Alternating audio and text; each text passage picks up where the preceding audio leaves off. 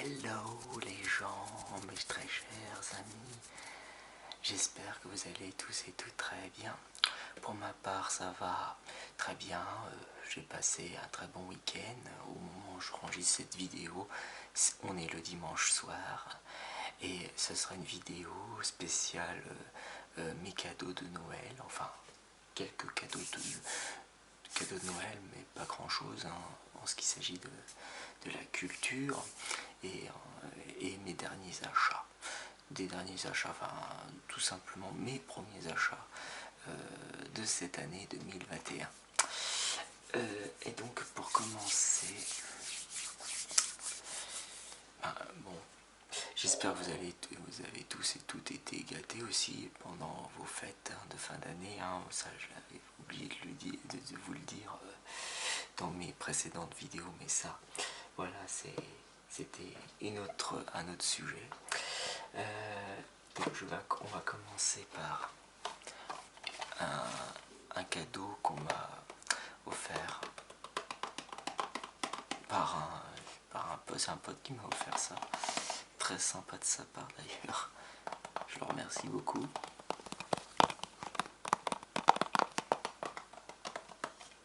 Il s'agit d'un jeu PS4. Il s'agit du dernier Call of Duty Black Ops Cold War. Alors, il n'a pas choisi ce jeu par hasard, puisqu'il y a de très bons modes de jeu en multijoueur et un mode zombie vraiment très dynamique. Donc voilà, donc c'est surtout pour le multijoueur, pour pouvoir jouer ensemble en multi sur ce jeu là.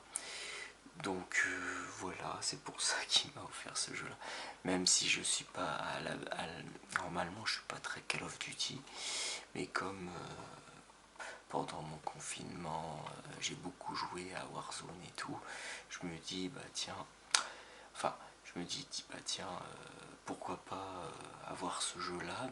On me l'a offert du coup ce jeu, donc je suis plutôt content.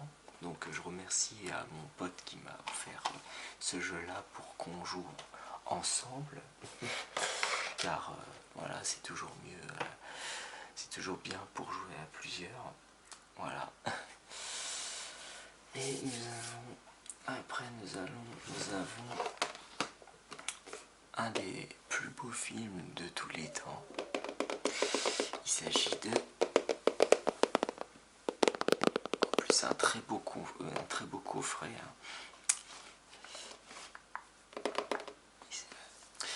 Il s'agit tout simplement de 2001 Odyssée de l'espace de Stanley Kubrick, considéré par le meilleur film de Stanley Kubrick, si ce n'est le meilleur film de tous les temps, un des meilleurs films de tous les temps, tant dans son aspect technique que sa narration.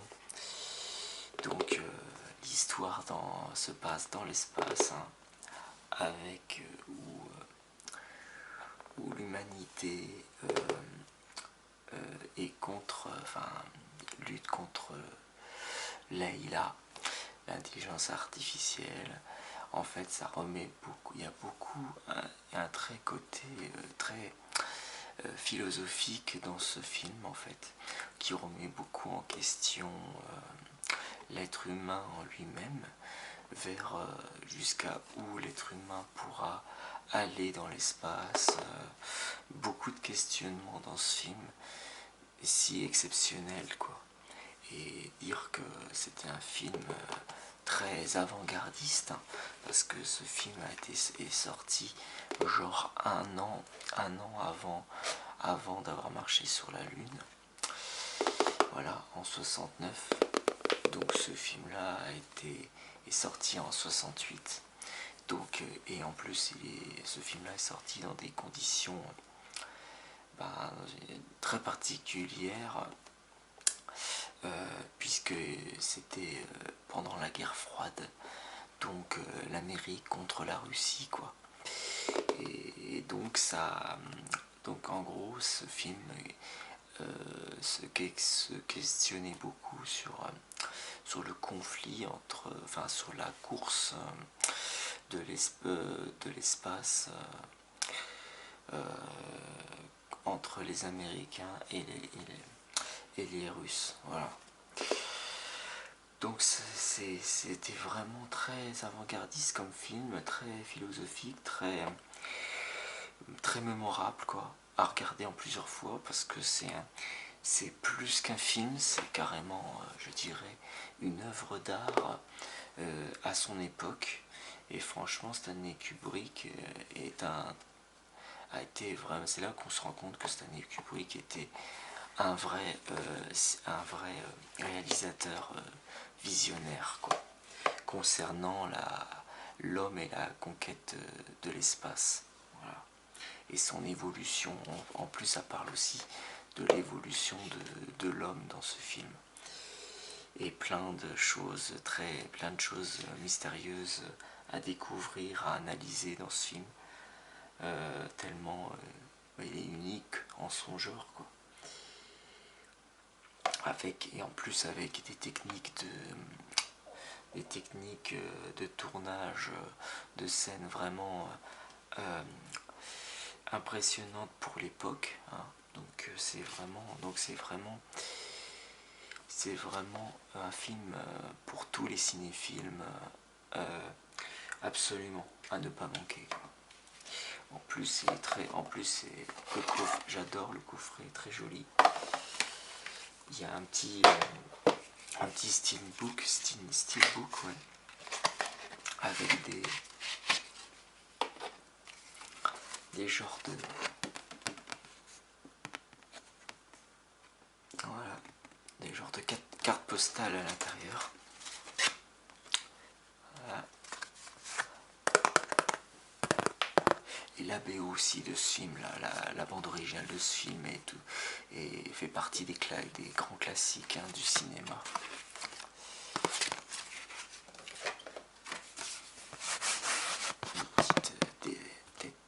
Quelques triggers, déclencheurs.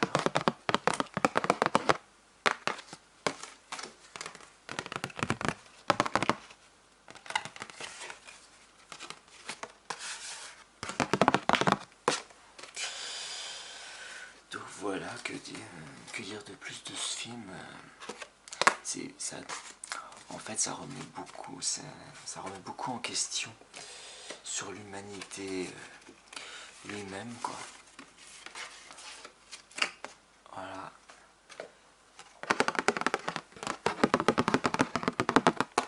Puis franchement, les mises en scène pour cette époque est vraiment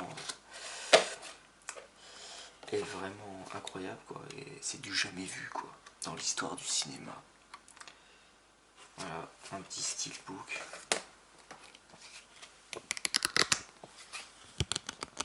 Avec quelques images, voilà.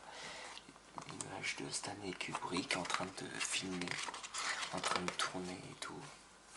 Voilà. Il y a toute une narration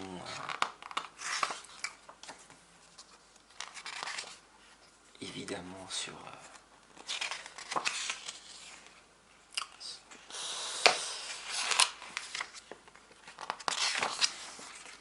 l'Odyssée de l'espace. Donc voilà. Et ça c'est... Voilà, donc ça c'est 2001 Odyssée de l'espace. Un des meilleurs films de tous les temps, je dirais.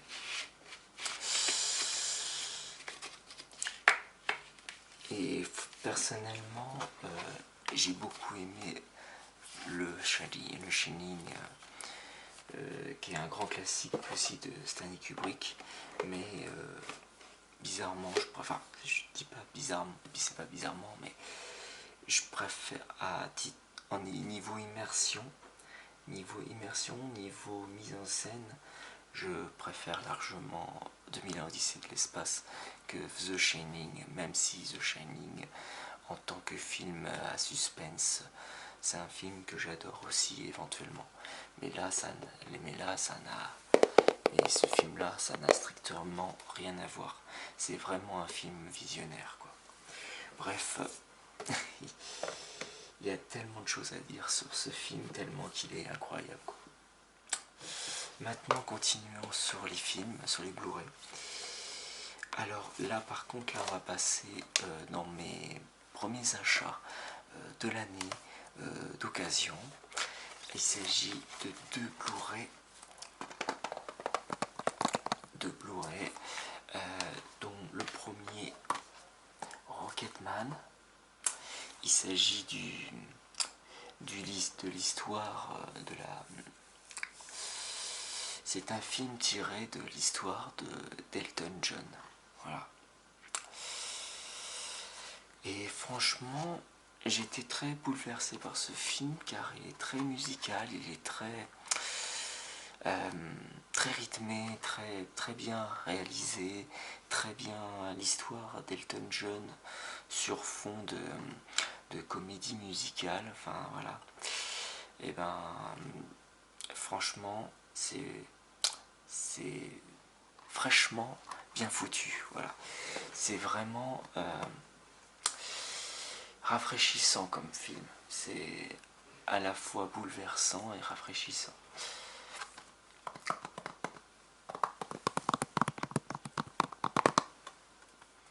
Avec une bande originale très... Enfin, c'est sur les chansons d'Elton John, hein, bien sûr. Mais en fait, c'est l'histoire d'Elton John racontée d'une façon comédie musicale. Et j'ai préféré Rocketman à... ouais, l'autre film avec... Ah, j'ai plus le nom, je me rappelle. Bohemian Rhapsody. Rhapsody, oh, je sais même plus le... Bohemian Rhapsody. Enfin, bref, vous m'avez compris sur le groupe Queen et surtout Freddie Mercury. Et ben j'ai préféré Rocketman que Bohemian Rhapsody. Bref, je sais plus le nom. Enfin, j'ai du mal à le prononcer, disons. Mais j'espère que vous m'avez compris, hein, désolé. Vous avez dû bien rigoler, hein, pour mes prononciations en anglais. Alors maintenant, on va passer à un très bon film avec Emma Stone, l'actrice Emma Stone, que j'aime beaucoup aussi comme actrice. Franchement, Emma Stone comme actrice, c'est une des actrices que j'aime le plus en ce moment. Et c'est une œuvre féministe, très mordante et jouissive, c'est marqué derrière.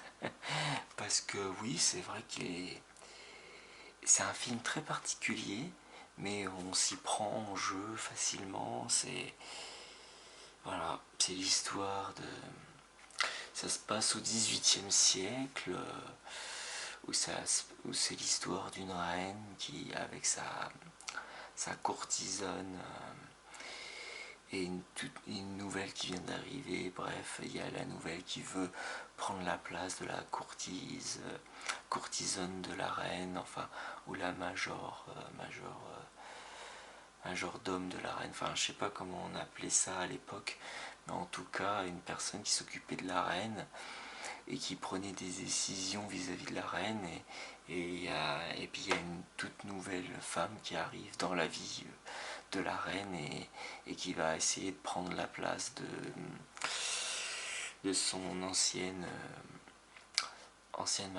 majordome, enfin un genre de majordome, mais pour version femme en fait. Mais je crois qu'on peut dire majordome aussi pour les femmes. Enfin bref, ça se passe à une époque où la bourgeoisie, la royauté était... et les guerres entre l'Angleterre et la France étaient... enfin, je sais pas si c'était la France, mais En tout cas, c'était c'est les temps modernes, quoi. Oui, à l'époque du roi Soleil, de Louis XVI et tout, etc. Bref. Et ça se passe à une époque où, voilà, où l'Angleterre était pas très bien à ce moment-là. Après, c'est une histoire, voilà, c'est une histoire inventée.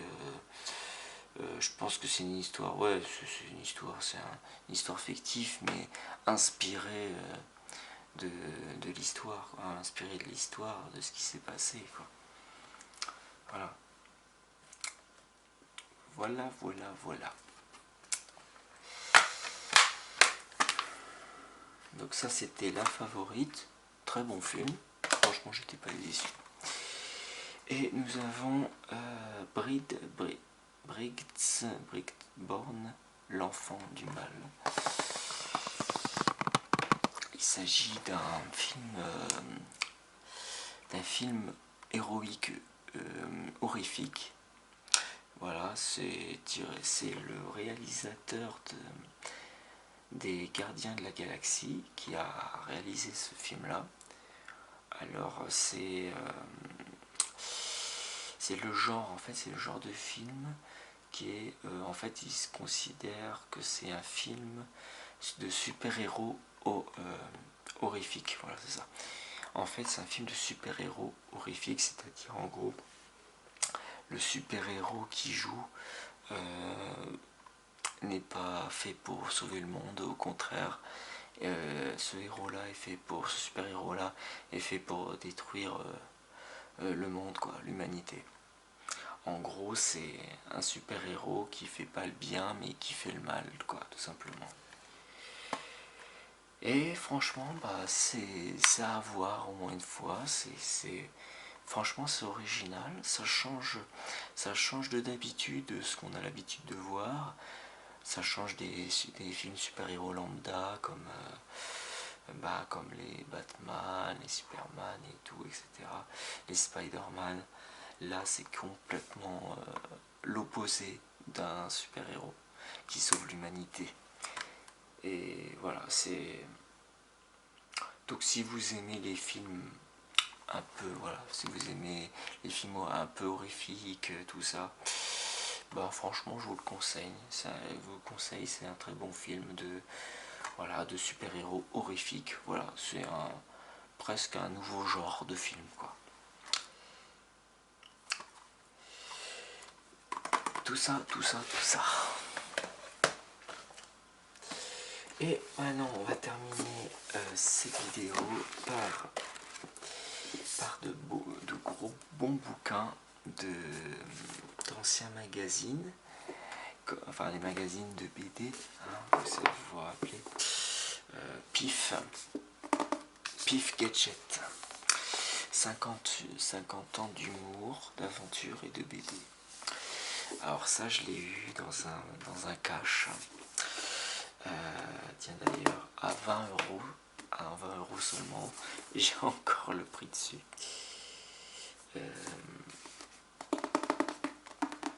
Donc voilà, après, il y a quelques extraits de BD, des différentes BD qu'il y a eu dans ce magazine-là. Alors, il y a toute l'historique du mag. Voilà, Pif. Comme Pif et Hercule, voilà, en référence à Pif et Hercule. Et puis il y avait différentes BD, bon bah, Pif le chien,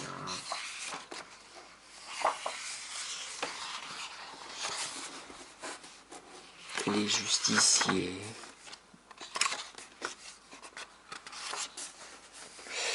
bref, plein de sortes de BD de l'époque, quoi.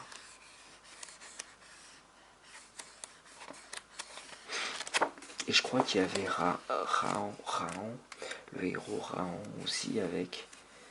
Je crois qu'il y était aussi. Bref, plein de tas de choses à découvrir dans ce beau bouquin qui retrace un peu toute toutes les BD qui sont passées par ce magazine-là. La mort de Rahan, voilà, il y a Rahan dessus, dedans. L'histoire de Rahan, qui a fait souvent la une des journaux, la une de ce magazine-là.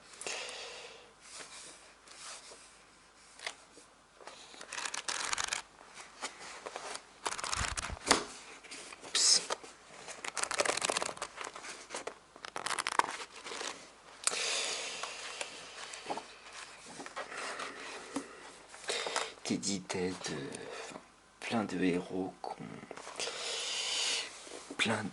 de BD, héroïnes de BD qu'on a oublié parce que c'était une autre époque et j'ai hâte d'en savoir plus.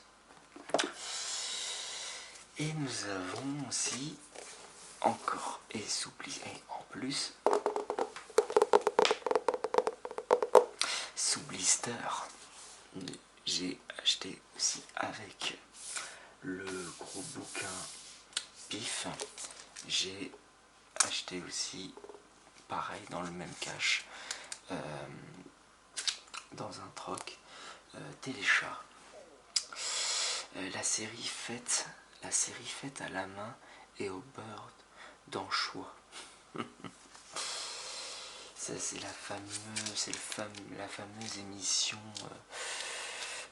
qui est passée à la télé. J'ai pas connu parce que soit j'étais pas né, soit j'étais trop petit. Mais il y avait une émission, ah bah non, c'est même avant que je sois né, c'était en octobre 1983. Un ovni télévisé, voilà c'est marqué, je vais vous le lire. Hein. Ce qui est marqué derrière, ça va être plus facile et plus rapide à expliquer. Un ovni télévisé, alors au 3 octobre 1983, un ovni télévisé appelé Téléchat atterrissait sur Antenne 2 à la fin de la très populaire émission Récré A2. Né de l'imagination de Roland Topor, Henri Xoneux et Eric Van Buren, un trio franco-belge bien déterminé à offrir un programme pour enfants résolument différent. Il a autant étonné que détonné dans ce que l'on appelait pas encore le PAF, propulsé à l'antenne par Jacqueline Joubert, alors directrice de l'unité jeunesse de la chaîne. Ce journal de marionnettes, pas comme les autres, allait ensuite attirer des millions de téléspectateurs chaque soir, prouvant ainsi que l'inventivité et l'ingéniosité sans borne de l'équipe de Téléchat. J'ai failli dire Téléachat. Non, c'est Téléchat, pas Téléachat. Téléchat avait su pallier avec brio les limites fixées par un budget restreint de ce petit bijou atypique. Roland Topor aimait d'ailleurs à dire qu'il avait été fait à la main et au beurre d'anchois. Ce livre richement illustré de photos et de documents inédits rend hommage à la singularité de cette série qui a marqué toute une génération de téléspectateurs. Voilà. Et c'était encore sous blister. Et bien nous allons l'enlever. Je vais l'enlever, hein, bien sûr. C'est pas vous qui pouvez l'enlever, il n'y a que moi qui peux l'enlever.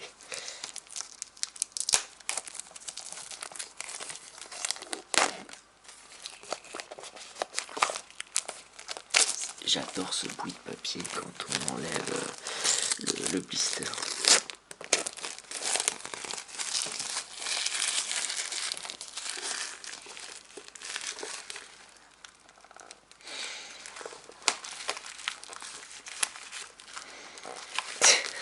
Des fois je galère. C'est un peu nul. Ah, c'est bon.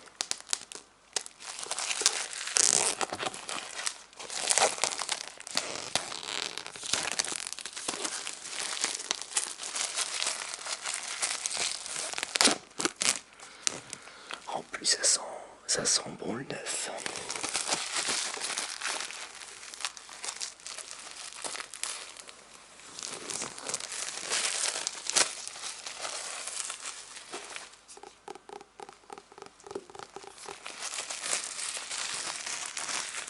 Allez, hop, le bout de papier.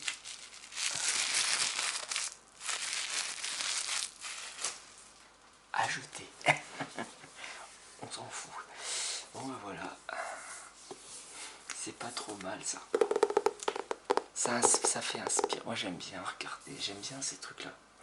Parce que ça m'inspire, ça me donne des idées de création, de créativité. Voilà. Et c'était.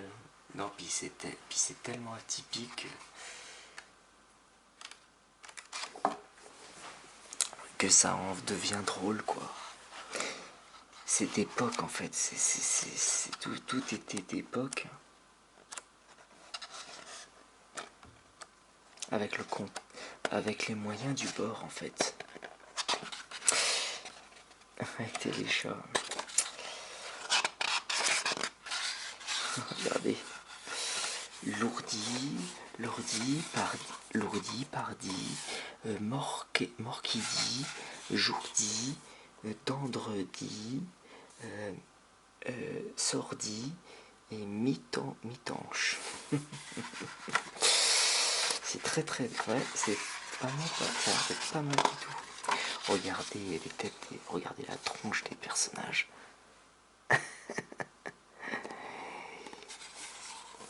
Alors, pour ceux et celles qui sont issus de cette époque, quand ils étaient gamins, dans les années 80, n'hésitez pas à me dire dans les commentaires que vous avez connu cette émission pour enfants sur Antenne 2 à l'époque, avant que ça s'appelle France 2.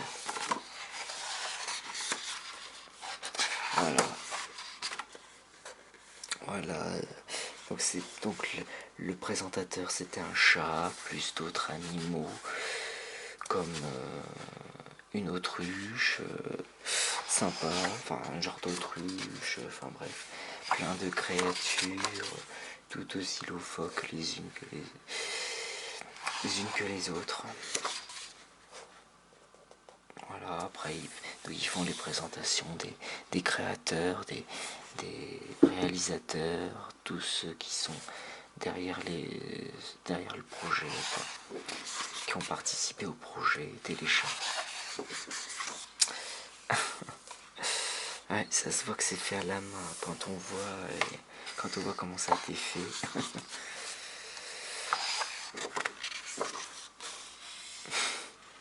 Par contre, il y avait certains personnages où ça a dû faire peur aux enfants de l'époque. Ah, ça, c'est une belle découverte, ça. C'est bon à savoir. Voilà, il y a quelques extraits, quelques images, storyboard, roman photo et tout.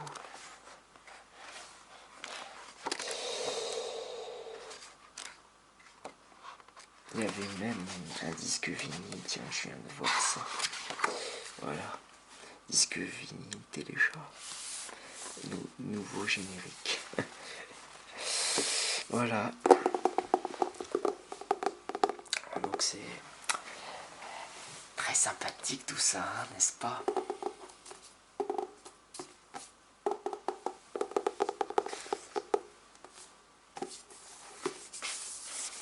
En plus c'est comme neuf. Ouais. Après ça n'a peut-être pas été vendu correctement, ça a peut-être été mal vendu. Je sais pas d'où ils ont trouvé ça, mais en tout cas, moi je suis pas déçu. Je suis pas déçu de mes premiers achats 2021. Ça va bien m'occuper, moi. Ça va bien me cultiver l'esprit. En ces temps encore un peu compliqués, hein, faut avouer. Bon bah voilà mes amis, c'était ma première vidéo achat de l'année, plus mes quelques cadeaux de Noël que j'ai eu. et que j'espère que cela vous aura plu. N'hésitez pas toujours à me lâcher un gros pouce bleu qui fait toujours très plaisir, à commenter, dire votre avis et tout. C'est bien pour le référencement et c'est très important. Et on se retrouve pour de prochaines vidéos qui sera, je l'espère, aussi intéressante que celle-là. Allez, sur ce, je vous laisse. Allez, et la paix sur vous. Bonne nuit, bonne journée et à très vite. Ciao, ciao. Merci.